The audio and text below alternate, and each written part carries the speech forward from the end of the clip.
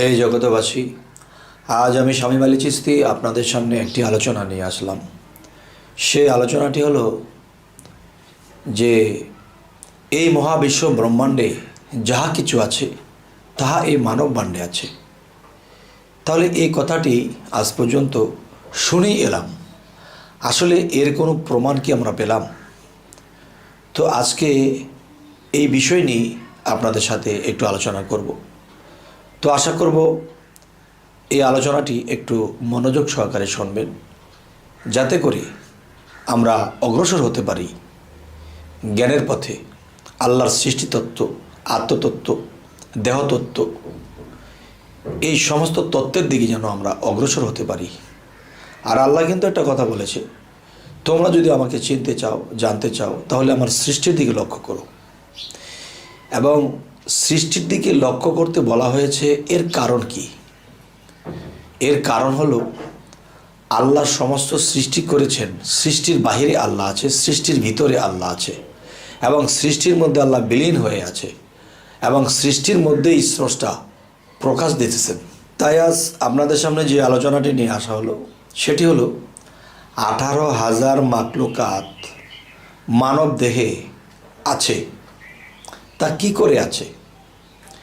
দেখুন একটা জিনিস, আপনি স্বপ্নে দেখেছেন যে আপনি একটা গরুর সাথে কথা বলতেছেন। আপনি স্বপ্ন দেখেছেন একটা প্রাণী আপনাকে দৌড়াচ্ছে। এই পৃথিবীতে কোনো মানুষ যদি দেখে স্বপ্নযোগে যে তাকে একটা গাভী গরু তাকে দৌড়িতেছে, তখন বুঝতে হবে সে অর্থনৈতিক দুর্বল। আর যদি কখনো দেখে যে একটা মহিলা মানুষের সাথে, অপরিচিত একটা মহিলার সাথে সে সেই খারাপ কাজে লিপ্ত হয়েছে, তখন সে স্বপ্নটা বুঝবে কি? সেটা বোঝার বিষয় হলো যে তার অর্থনীতি ভালো হবে। যাই হোক, সেখানে যাব না। আজকের যে মূলে কথা সেটি হলো কি, যে মানবদেহে 18,000 মাকলুকাত বসবাস করে। কি করে? এই মূলত আজকে আলোচনাটি, যে মহাবিশ্ব ব্রহ্মাণ্ডে যা কিছু আছে তা যদি মানব ব্রহ্মাণ্ডে থাকে, তাহলে আমার দেহের মধ্যে সুন্দরবনটা কোথায়, বাংলাদেশটা কোথায়, আমার দেহভাণ্ডের ভিতরে এই আটলান্টিক মহাসাগরটি কোথায়, দেখা যায়।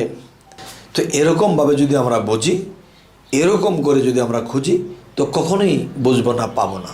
তো দেহের ভাগ ভাগ করে বুঝতে গেলে যদি কারো সাথে সামনাসামনি সাক্ষাৎ হয়, তখন এই জিনিসগুলো ইঙ্গিতের মাধ্যমে বুঝে দেখিয়ে বলে দেওয়া যায়। তো আজকের যে আলোচনাটি হলো যে এমনও লোক পৃথিবীতে আছে যা গাছের সাথে কথা বলে। এটা বাস্তব। গাছের মধ্যে আত্মা আছে, প্রাণ আছে, সে সাজাভোগের মধ্যে আছে। আরও একটি বিষয় হলো যে একজন মানুষ পৃথিবীতে বেঁচে থাকাকালীন দেখবেন যে একটা পশু তার কথা বোঝে, সেও পশুর কথা বোঝে। এখন পশু আমার কথা বোঝে ইঙ্গিতে, আমরাও বুঝি ইঙ্গিতে, কিন্তু আরেকটা হচ্ছে পরিষ্কার। সে যা বলে আমি পরিষ্কার শুনতে পাচ্ছি, আর আমি যা বলি সে পরিষ্কার বুঝতে পারছি। তো এখানে যে বিষয়টি আমি বোঝাতে চাইছি সেটি হলো, দেখবেন মানুষেই হয় জজ ব্যারিস্টার, আবার মানুষেই হয় চোর বাটপার, তাহলে মানুষেই হয় আবার শয়তানের সর্দার। তো আজকে আপনাদের সামনে মূলত যে কথাগুলো বলা আমার দরকার, সে কথাগুলো আপনাদেরকে আমি ক্লিয়ার বলার চেষ্টা করবো ইনশাআল্লাহ। অনেক আত্মা জন্ম জন্মান্তরে দেখা যায় মানব জন্মে আসে। মানব জন্মে আসার পরে কিন্তু বিভিন্ন মানুষ, বিভিন্ন প্রাণী বেয়ে আসছে। তখন বিভিন্ন প্রাণীর স্বভাব চরিত্র সেই মানুষটির মধ্যে রয়ে গেছে। আর সেই মানুষটির মধ্যে যখন সেই প্রাণী জগতের কিছু স্বভাব থেকে যায়, তখন সেই মানুষগুলো পৃথিবীতে দেখা যায় কাউকে খুন করতে, কাউকে ছুরি মারতে, কাউকে গুলি করতে, কাউকে ঠকাতে তার বুক একটু কাঁপে না। সে মানুষ মেরে তার নিজের কাছে খুশি লাগে। দেখবেন বন জঙ্গলার মধ্যে একটা হরিণকে যখন একটা বাঘ দৌড়াইতে থাকে, তখন দেখা যায় তাকে যদি যতক্ষণ পর্যন্ত না মারতে পারছে ততক্ষণ পর্যন্ত বাঘের মুখে হাসি নেই, আনন্দ নেই।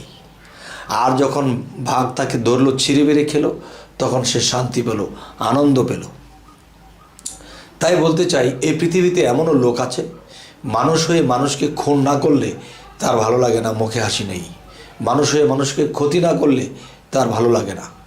তাহলে বোঝা গেল কিছু কিছু মানুষ বন জঙ্গলা থেকে বিভিন্ন আত্মা উঠে এসেছে। কিছু কিছু মানুষকে বকলেও কথা বলে না, মুচকে হেসে দেয়। কিছু কিছু মানুষকে পিটালেও সে প্রতিবাদ করে না, তার ক্ষতি করলেও সে অন্যের ক্ষতি করে না। তাহলে এগুলা ওলিয়া আউলিয়ার জগৎ থেকে উঠে এসেছে। আবার কিছু আত্মা খারাপ আত্মা থেকে উঠে এসেছে। আবার এই পৃথিবীতে যখন তাকে শাস্তি দেওয়া হয়, তাকে অনেক মারপিট করা হয়, একটা সময় দেখা যায় কিছু কিছু আত্মা ভালো হয়ে যায়। আবার কিছু কিছু আত্মা সে মানব জন্ম পেয়েও সে বিনষ্ট হয়ে যায়, আবার চলে যায় সে মানব জন্ম থেকে, আবার চলে যায় সে পশুকুলে, কারণ তার স্বভাব চরিত্র সমস্ত কিছু পশুর মতোই ছিল।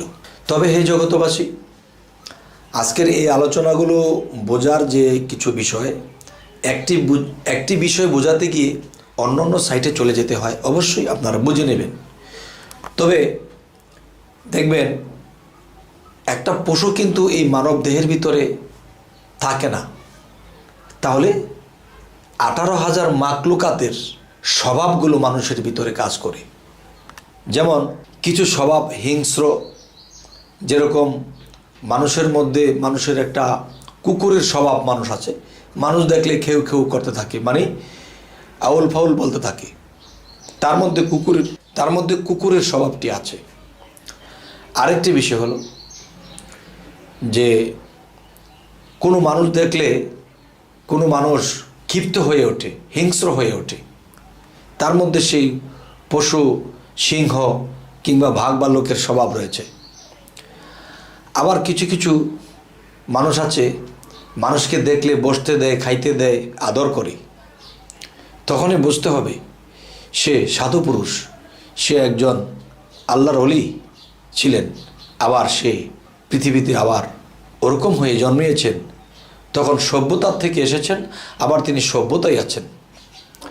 তবে হ্যাঁ, যত খারাপ মানুষই পৃথিবীতে জন্ম নেক না কেন, কোনো আউলিয়ার ওছিলায় তার জীবনের কোনো ঘটনা ঘটবে, তখন সে ধাক্কা খেতে খেতে তখন সে খারাপ মানুষটি ভালো পথে আবার এই জন্মে এসে যায়। তবে আজকের যে আলোচনাটি বোঝাতে চাইলাম যে 18,000 মাকলুকাত মানব দেহের মধ্যে কি করে বসত করে। আসলে 18,000 মাকলুকাত মানুষের মধ্যে বসত করে না, তবে করে কি, সেই 18,000 মাকলুকাতের স্বভাব মানব জাতির ভিতরে ঢুকে আছে। কেননা সেই 18,000 মাকলুকাত বেয়ে 84 লক্ষ জনি ভ্রমণ করিয়েই তো মানবকুলে এসেছে। কিন্তু সেই প্রাণীর স্বভাব যার মধ্যে রয়ে গেছে, তখন সে মারে কাটে খায়, মানুষেরটা অবিচার করে, মানুষেরটা নষ্ট করে খেয়ে ফেলে, মানুষ মেরে ফেলে, এই ঘটনাগুলো ঘটতে থাকে। তখনই বুঝতে হবে তার ভিতরে সেই পশু আত্মাগুলো কাজ করছে।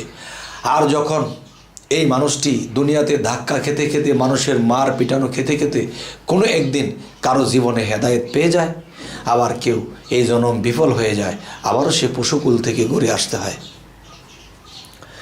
তবে হে জগতবাসী, জানি না আজকের এই আলোচনা আপনাদের কেমন লাগলো।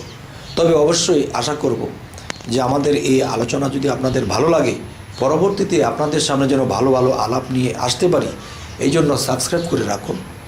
পরবর্তীতে দেখা হবে ইনশাআল্লাহ। আল্লাহ হাফিজ।